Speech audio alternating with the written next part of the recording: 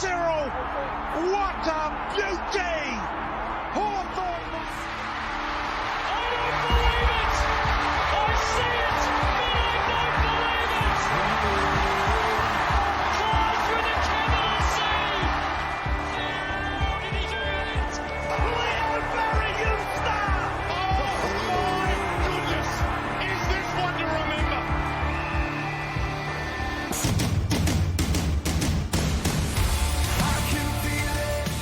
G'day, community, and welcome to the Jock Reynolds Supercoach podcast. I am Lekdog, and we are joined by two very, very special guests today.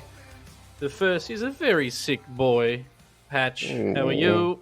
I'm very sick. I have the spicy cough and the brain fog. So I hope everyone is looking forward to me forgetting everything that's happened more than 3 seconds prior to the Well, you've already forgotten hello- what you're saying, so hello.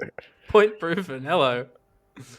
And joining us is our extra special guest, Tyler, who is ranked 10th overall, coach of the Shep Screamers, ranked 10th overall in the Supercoach this year. Not very many points separate first and 10th. Tyler, welcome to the show. Thank you for joining us. Thanks very much for having me. It's exciting. It's quite scary, and I've run out of trades, so there's not much I can do about it either.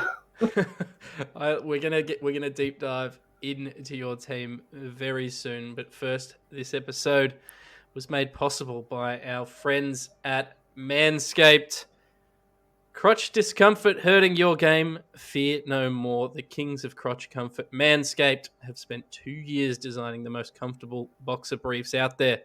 Sleek, soft, comfortable, and flexible. The brand new Boxers 2.0 from Manscaped take your balls to the royal ball throne. The global leaders in below-the-waist grooming have the Lawnmower 4.0 for the trimmin', so you can wear the Boxers 2.0 for the chillin'. They even trademarked the Jewel Pouch, TM, so you know it's serious. I think it's time to invest in your family jewels, so let your bulge breathe and get 20% off plus free shipping using our code JOCK. That's code JOCK at manscaped.com. Anyone who does that not only gets a great product, but helps us with the show, helps us keep sponsors on board, and helps us maintain the website and develop cool graphics, all that stuff that we've been doing. But Patch, you've been looking very much forward to talking about the Boxers 2.0 because they are damn good. Oh, they're so good. They're just wonderful. As a young man who never put too much stock in their jocks, goodness me. Wow. Absolute game changer. Yeah, it's certainly actually changed the jocks that I'm wearing. I've always been like a boxer brief, but now these are a longer leg boxer brief and they are very comfortable. And I encourage everyone to get them, even irregardless of the sponsorship. Yeah, you do look very good in them as well. Yes, well, you get regular textual updates. Mm. So to get 20% off and free shipping with our code JOCK, J-O-C-K, at manscaped.com, that's 20% off plus free shipping with our code JOCK, J-O-C-K, at manscaped.com. Up your crotch game, because once the Boxers 2.0 touch your sack, you'll never go back. They put the jock in jocks. Gentlemen, it is time to talk Supercoach. And Patch, I might let you start the questioning, knowing you know Tyler IRL. Yes, well, for those playing along at home, Tyler is my boss as the editor of the Shepparton News. So, yeah, we do chat Supercoach pretty frequently. But wait, we're doing good thing, bad thing, or are we going straight into it? What's the deal here? We'll just go straight into it. You're 10th. Tell us about how you got there. Well, I'm not too sure, actually. It's been a season of a lot of luck. I think the trade boosts, although I barely remembered that we had them, I used my last one that long ago. I think the trade boost really helped this year because it almost gave me permission just to trade as much as possible, even more than usual, and try and upgrade my team as early as possible. So I think I got into the buys with what I was probably happy with in past seasons at round 14 or 15 in terms of a finished side. And hit some of the right starting picks. Will Brody, obviously a strong Shepparton name, so he was first into my side, and brought Darcy Cameron in at the right time. And I think Ollie Wines' first game in my team was a 150, and Callum Mills's was a 200, and there was just a really good run there, and it just kind of continued on and hasn't really stopped. I think I went down from 25th to 26th last week, before last round, and then jumped up to 10th this week, and that was my first red arrow in a while. So it has been a very good year. And you've got some pedigree as well, obviously playing Supercoach for a little while, but you've done very well in Supercoach BBL as well. Yeah, I've got a 36th a couple of seasons ago, and top 700 last season. I've got the Supercoach socks on actually from that 36th. Always good luck, I think. Wear them on a Saturday. They don't really work on a Sunday, but they seem to work better on a Saturday. As the resident Supercoach BBL expert on the website, I'll happily chat Supercoach BBL with you during the season. And by the way, there will be a new podcast coming out on jockreynolds.com.au, run by Azza and Damo around the wicket. It's going to be fantastic content, regular updates, and I'm sure we'll hear from you, Tyler. Then, if you want any tips on Supercoach BBL, just ask, because I am very good at it. Looking at your side, you don't have too many dead rookies, which I think is a good sign. You've got Sam DeConnick, Jacob Weir in defence. Midfield's a bit iffy with Clark, Rioli, and Owens, but I think a lot of people are in that place. And then who else have we got? We've got Teakle, and I see no other rookies in your team. That's a pretty good result. Yeah, it is in the end. I turned Oliver into Goldstein and Dylan Moore on Saturday morning after telling myself Friday night that I wasn't going to.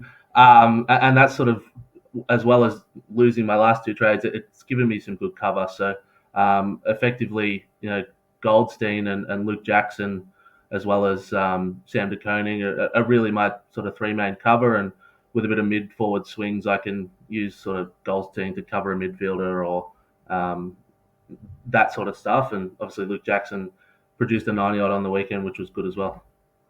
Speaking of Clayton Oliver, so you did opt to trade him out. I think my advice last week was not to trade him out. I also traded him out. I traded him him and Daniel. Yeah, I traded him and Daniel Rich to Rory Laird and took Miller.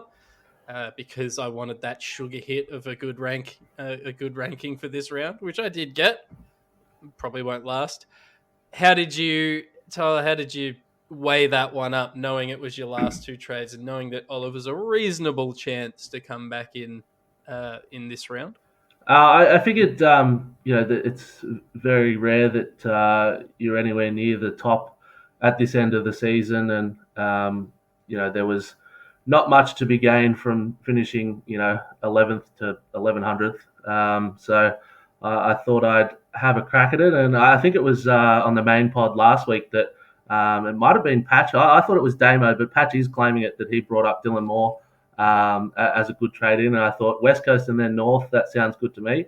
But what I did was with Bulldogs playing St Kilda, I started Bont, Marshall, Dunkley on the Pine, and VC'd McRae, and sort of tried to give myself as much information as I could before I sort of pulled the trigger on Oliver. And it allowed me to avoid bringing English in, which I had thought about on Thursday afternoon. But so I avoided the 50 there. But just tried to give myself as much information, and in the end decided I'd rather trust my gut and have a crack than sort of sit on my hands and sideways an M8 in a few rounds for not much gain.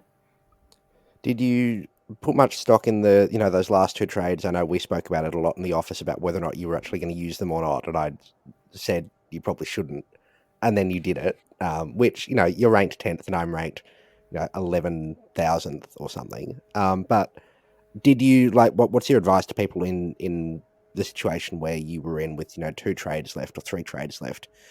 Is it to push to try and get that best side you can, or would you advise other people to hold them? I think it all depends on your cover and your I suppose appetite for risk. If you're in a few league finals and you may be locked in the top four, it's probably, and that's your focus, it's probably not worth going too hard, and it's probably better to keep the trades. But the thing that was almost swayed me to keep Oliver, apart from having Clayton Oliver in my side for the last 5 rounds, was that Tom Stewart's not too far away, and I would have liked to have pushed one of Crisp or Short off the field by bringing him in. But in the end, I thought better to try and get the points now, and I suppose hold on to rank with a bit of luck, rather than try and tread water a bit and hope something went wrong to be then able to fix it.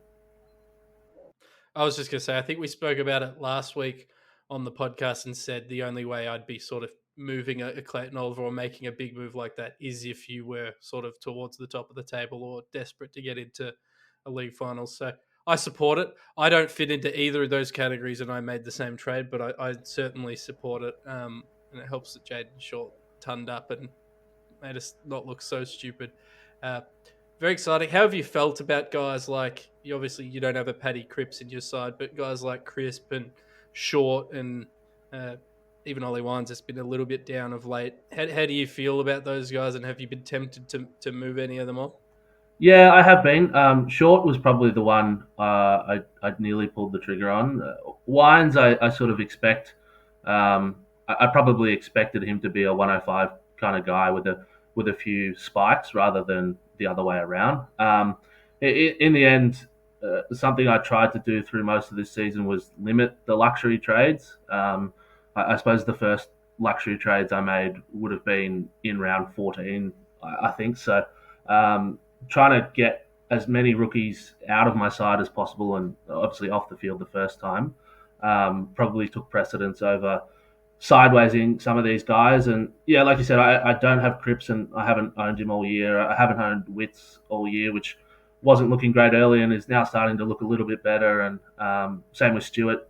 Obviously, a couple of those 180s hurt, but now I haven't had to make trades to put him out or bring him back in. So someone I did trade in and out a few times was Braden Preuss, though. I used four trades that involved Braden Preuss in my team this year, and I went through and counted 13 of my 35 trades included a ruckman of some sort. So there was a lot of issues with not having set and forget this year. I'm interested. How have you thought about the changes this year in Supercoach? They gave us those 5 trade boosts. They also gave us 5 additional trades overall. I think it was 5 from 25 up to 30. In my opinion, I would like to see the trade boosts, but potentially with less total trades, because I'm just looking through the top 10. I know in my side, I've got at least 2 90 plus loophole worthy players. I feel like people have been able to trade to a stronger position where they're able to not have a guy like Paddy Cripps on the field, whereas in previous years you're normally relying on like maybe having one loop rather than one in each line. How have you felt the changes were, and what are your thoughts moving forward if you have any? Yeah, I've really enjoyed the trade boost. Like I think it brought that extra strategy in that maybe the game was craving. I suppose there's a lot of content around Supercoach and a lot of chatter on social media, and everyone. There's always that message that everyone feels like there's a template team or everyone's moving in the same direction, and to bring in a new strategy aspect that allowed you to really push the issue and push the pace a bit, I thought was really exciting. And I agree though that 35 trades overall probably felt like a bit too many. But I agree with, I understand the process behind doing it. Obviously last year we lost a few games to COVID and lots of outs and all that sort of stuff. So I think rather than have to do that on the fly, building that into the system to start with was probably a smart move, but I wouldn't mind it going back to 30 next year at all. I like it. I'm supportive. Yeah, no, I think it also, as you said, or as you touched on, it made the teams a bit more interesting as well. There's a bit more variation in teams. There's not as much cookie cutter, because you can take that risk to go, with someone else instead of just kind of everyone doing the same trade target every week. There was a bit more room for flexibility. Yeah, and I think the obviously the other main strategy addition this year was the Dpp Changes, and I found them really exciting as well. Obviously, they've been in the other sort of fantasy games for a while, and I haven't quite been across those or played those, so I'm not quite sure how they've gone down in those communities. But I think in the Supercoach community this year, it's been a really positive impact, and it has really helped probably alleviate any worries about carnage, because you've had a lot more flexibility within the side that you've got without having to then use those extra trades to bring someone in to cover a donut. Yeah, I love it, and I think the reason we all do this is because we're not smart enough or good enough or talented enough to be real list managers, and I think if you can get it to be as close to representative of what we're seeing on the field as possible, it's a good thing. There's nothing worse than previous years. You've got a guy sitting at full forward in your Supercoach team, but he hasn't been inside the forward 50 for 23 rounds. So I'm really supportive of that change, and that's a big tick for me as well. All right, let's jump into our good thing, bad thing for the week. I'll go first with my good thing, and I think I can speak for a lot of people out there in that, geez, Nick Dacos is a good thing. 163 points has gone from my M9 loop to my D1 starting defender, and that man is an absolute jet. So that's my good Supercoach thing for the week. Patch, do you have anything that you would like to shout out this week? Well, he's not in my team, but Mason Redmond. I've been on the train for a little while. You've stolen Nick Dacos from me, who was the only player in my team this week who was any good. So Mason Redmond is the next best thing of the player I want in my team the most, who I don't have. Pumped out a 150. God, he looks good. God, he's exciting. God, I love watching the Red Dog roam. Averaging 120 over his last 3 and over his last 5. Just real good at football. Real good. No, in a very good vein of form, playing a very Supercoach friendly role, and I'm sure we'll have many discussions about him in the off season.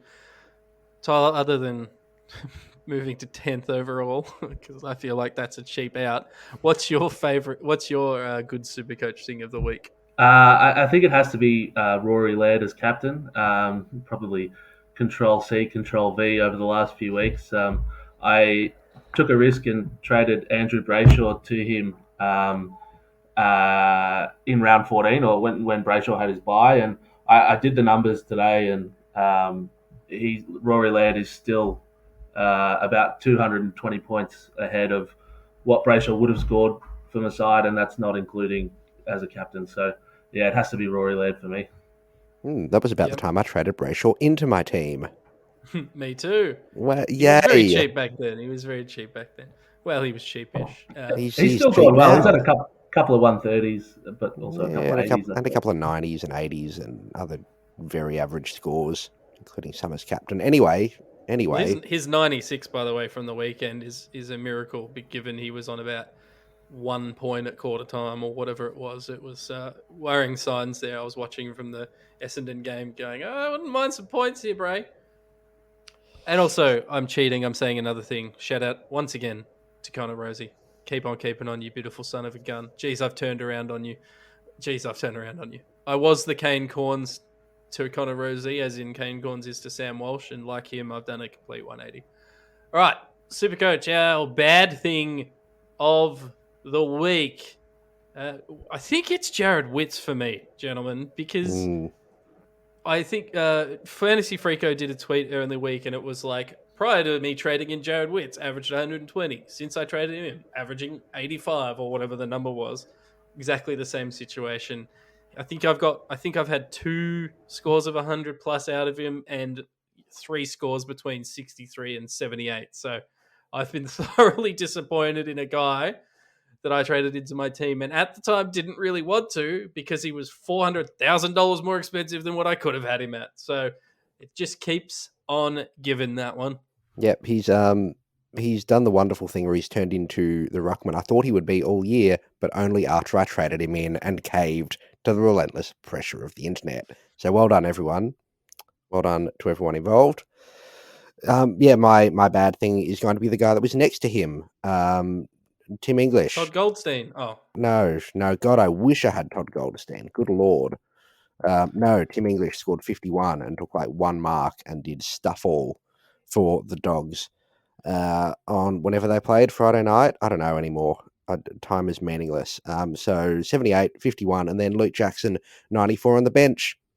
We love that. We just... Good Lord.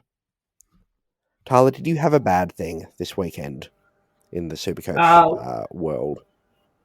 Well, I mean, probably not. Ollie Wines' 87 was my lowest score, but if I can turn a bad thing into a good thing, Rowan Marshall's 69 as an emergency on Friday night was part of the decision to trade Clayton Oliver to two players, one of those including Todd Goldstein, which I was able to play over him. So, if I can be a bit naughty and turn a bad thing into a good thing there, maybe it was Rowan Marshall's sub 70.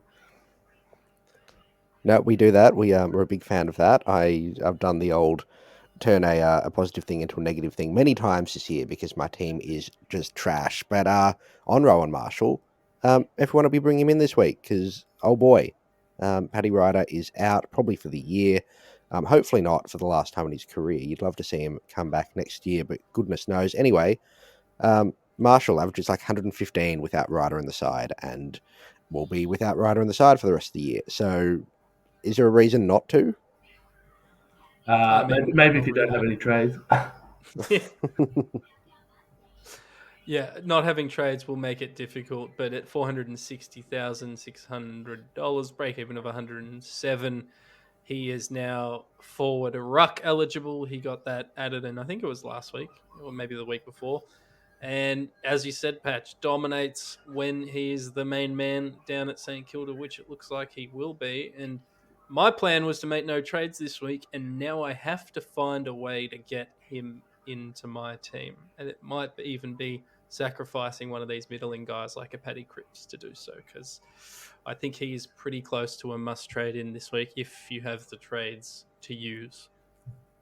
Yep, that's what I've done. I've swung Cripps to Marshall using half of my remaining trades, and there we go.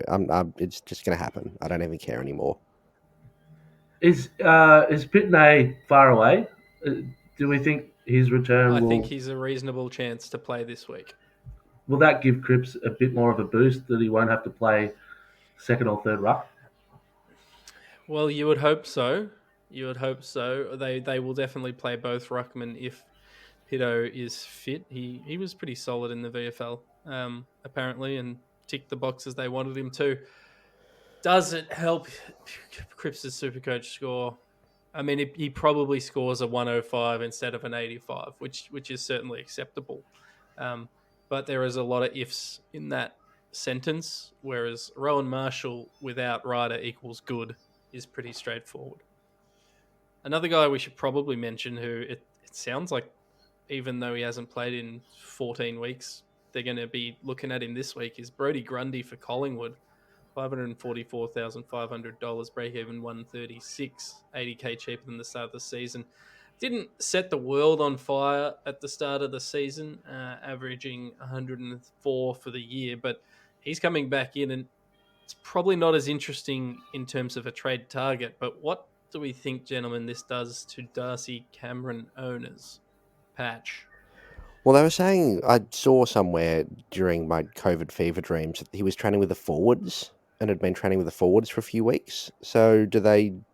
I don't know. Do they think Cameron will play in the ruck and Grody will play forward and then they'll split it 50-50?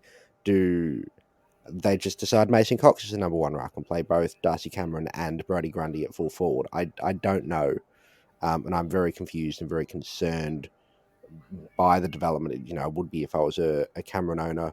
But I think they're still split it. Cameron has proven to be too good to just leave languishing in the forward line, and you know Grundy still has a lot of fitness to get back. So I don't think there's panic stations just yet. I think we can see how they go this weekend against the Bombers, and against Sammy Draper's flowing, gorgeous mullet as he streams into an open goal and kicks a goal of the year with a banana. But yeah, certainly something we need to watch and reassess next week, I think. That's probably all of the ruck. Or do you have anything, Tyler, to add to that, or are you in similar thoughts to Patchy? No, similar thoughts, but I think it's a good opportunity for Cameron owners to try and get Marshall in to push Cameron to the pine, or to be able to have that option over the next few weeks, because match fitness might be an issue for maybe a round or a fortnight for Grundy, but I can't take too much stock in conversations about him parking him at full forward. I think he's your main man. He's your 7-year, however many $1 million contract man. I think he will probably take the lion's share of the ruck once he is fit, but it may take him a couple of weeks to get back up to speed. Would you go this week, Cameron, to Marshall and net your 70k price difference? Marshall won't go up much in price, but Cameron is dipping a little bit. Would you just pull the trigger now? I'd always try and get there from someone else, even if it's a Sam de Koning, if you've got him still parked in the forward line, or you can trade him out in defence and swing someone else back there to try and help that. Maybe a Roses is dead on your forward bench, or with that hamstring, or if you have 2 trades left, you can try and get 2 rookies up. But at a pinch, and say it's your last trade, it could certainly be an option, because, like you said, Marshall's probably going to score 120 at least. I like it, but I think it's very presumptive of you to assume that we have rookies who are actually making cash on our bench and we can trade them. Some of us do not have that luxury. So some of us will have to trade a pseudo premium to another pseudo premium, as has been tradition all year.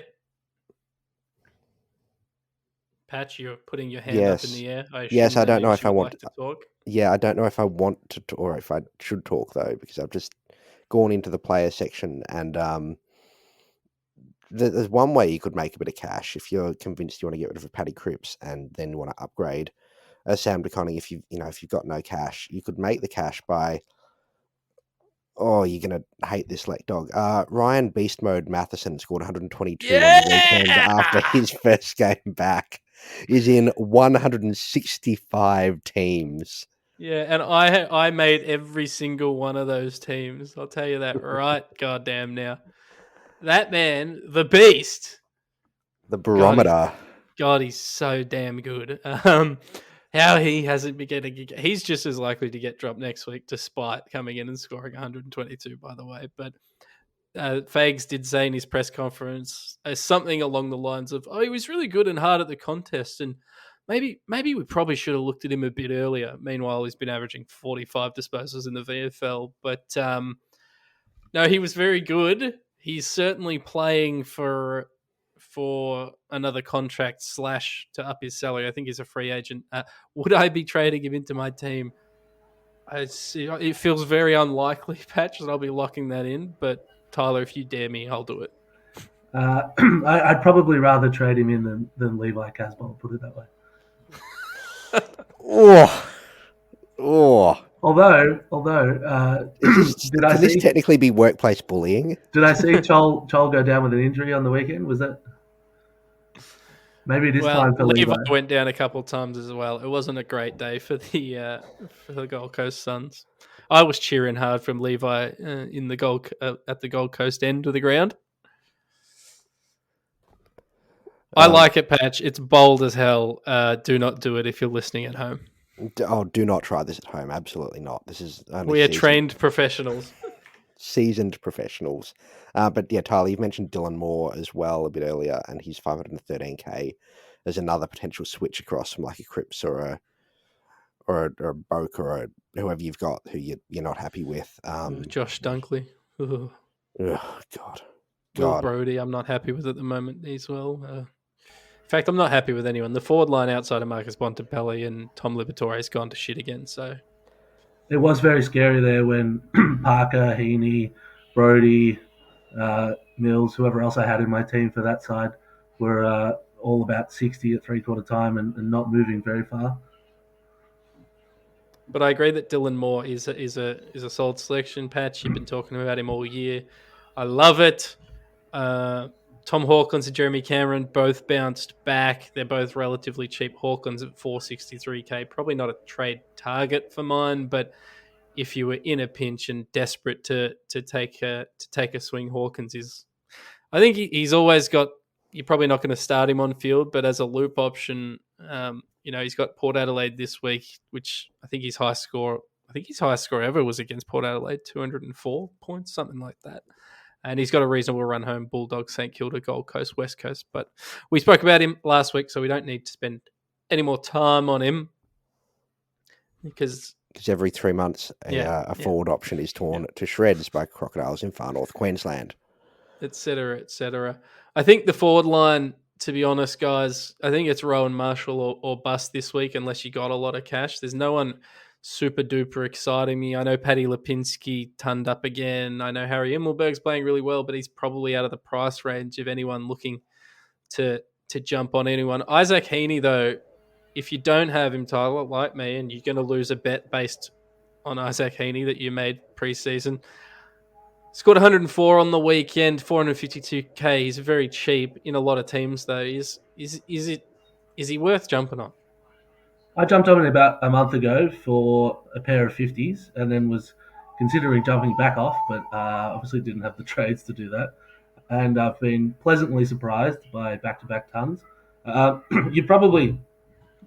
He's not the worst option, and he's probably one of the forward options that's most likely to score you 160 in any given round. So I suppose at this time of the year, when you're looking for someone to do that, potentially as a loop off the bench or to finish off a forward line or to go sideways from someone who's struggling, the ceiling is always a positive, and you maybe just got to not look at the floor.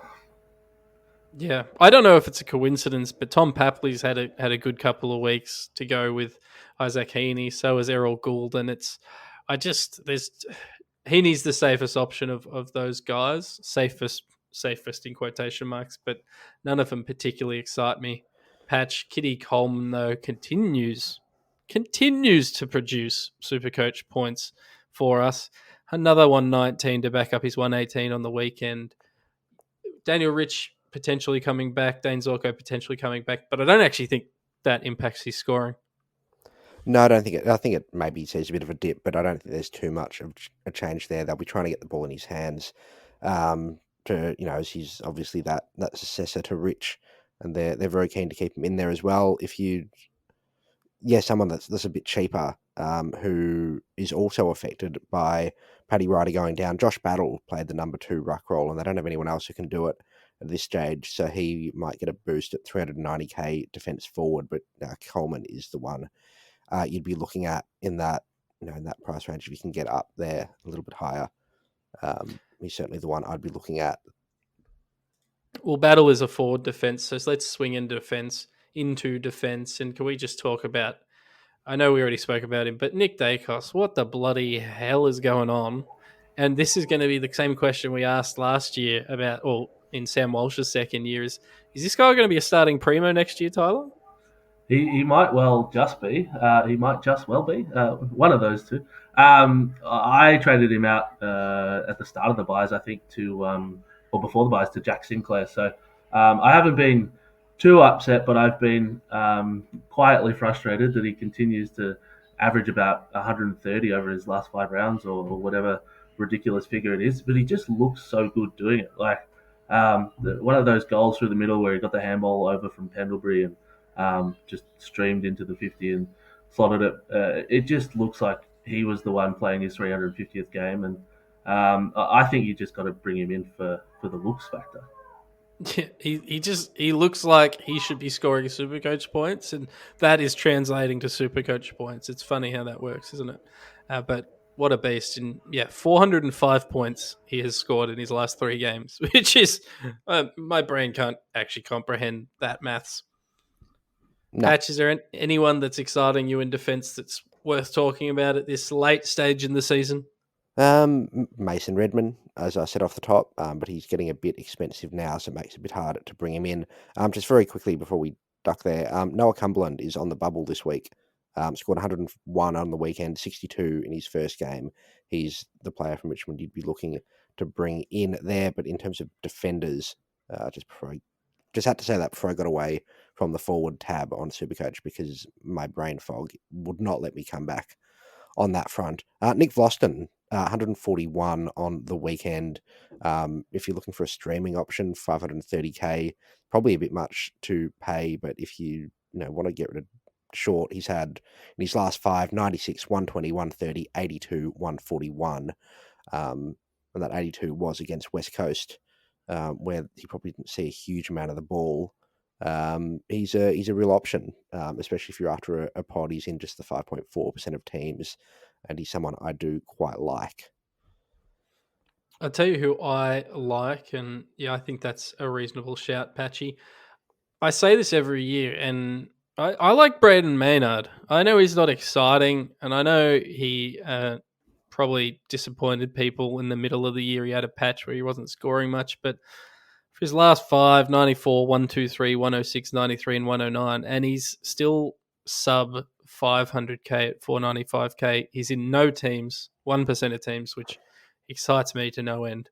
So if I was looking for a cheap defender who can ton up and is currently outperforming guys like Jaden Short and Paddy Cripps, Braden Maynard is one I'd be looking at because, my team is full of people in 1% of teams, and that's how I build my team, baby. Tyler, is there anyone you're looking at down back who would tickle your fancy if you had trades? Well, I mean, if I had trades, that would be nice. But no, probably not. My backline's been set for probably a long, long while now, so I haven't actually looked too hard at many of the defenders. But I suppose the ones on the expensive end are the ones that are scoring well for a reason. And if you can get up to them, even if you're swinging two trades to do it with a Cripps out or something, to get up to a Dawson or wait next week to get Stewart back in. Those are probably the two better options. But as far as budget goes, try and bring Nick Dacos back in, although he's not cheap anymore. All right, let's jump to the midfield before we wrap this up because we have run out of time as always. Here's the asterisk we put at the start of every midfield section. If there's a premium you want to spend money on and they are scoring well, do so. You do not need to ask permission. You bring them into your team. We're going to get I want opinions on these three guys. I'm going to go to you first, Patch. You're going to tell me what you yes, no on these three guys. Chad Warner. Yes. Luke Davies Uniacke. Yes. And Callum Mills. I guess. Yes. Sure. All roughly the same price. And funnily enough, Luke Davies Uniacke is actually the most expensive one. Tyler, of those three guys, Warner, Uniacke, and Mills, who would you be looking to bring in to your Supercoach side? I think it's LDU for me. He was one that nearly made my starting side. He's one of those players you really want to see do well, and you really want to have in your team when he does. But has obviously been on a tear the last few weeks, and I can't see it going away. I suppose the only thing that colours that is that they're shockingly North Melbourne aren't going to make finals. So if he does get a niggle, he may be put out to pasture. So maybe a Chad Warner is the one you look to because he just again is good to watch and plays good looking footy and is averaging 137 over his last 3 rounds, which seems quite ridiculous. But maybe go him for that safety of Sydney playing finals throughout Sydney looking to play finals after Supercoach finals. I like it. I think it's sound advice. Gentlemen, we've run out of time and we're unable to go late tonight. So, Tyler, thank you very much for joining us. Is there anything you want to plug or anywhere people can follow you? Always, just buy your local community newspaper. even more so if it is the Shepparton News. But no, you can follow me on Twitter at TylerMar5, I think it is. I spew lots of Supercoach related content on there, as well as Shepparton News related content, and most of it's at 3 a.m. in the morning when one or both of the children are awake or there's some sport to be watching. But no, I just really enjoyed being on, and as always, enjoy listening to everything you guys produce. And um, I like to think I get a little bit of a peek behind the curtain through Patch. So yeah, it's been really fun, and hopefully I can hold on tight for the last 5 rounds. No, we're sitting here supporting you and cheering you on, and we hope you can hold on, because either the newspaper's going to get very fancy very quickly, or we'll be able to get you back on as a winner and boost our numbers for the content. It's win-win for me, to be honest. Oh yeah, that Friday afternoon, the week after you win, would be a good Friday spread, I think, of food and or beverages. So yeah, very much wishing. Who all would the write best. the article in the paper? Would it be you, Patch, or would you write it about yourself, Tyler? Oh, I would probably ghostwrite it. Yeah, I would say. Yeah. Yeah, it would have my name on it, but would I have written it? We'll never know. We'll never know. And Patch, thank you for joining. I hope you're feeling better, my friend. Thank you. Just a big shout out to masks and general hygiene and health generally. Just have a think about wearing one. COVID kind of sucks. Not having a fun time. But otherwise, stay safe, stay happy, and may all of your Supercoach players score bulk points. Thank you one more time to Manscaped for sponsoring this podcast. Get 20% off plus free shipping with our code JOCK, JOCK, at manscaped.com. Go Blues.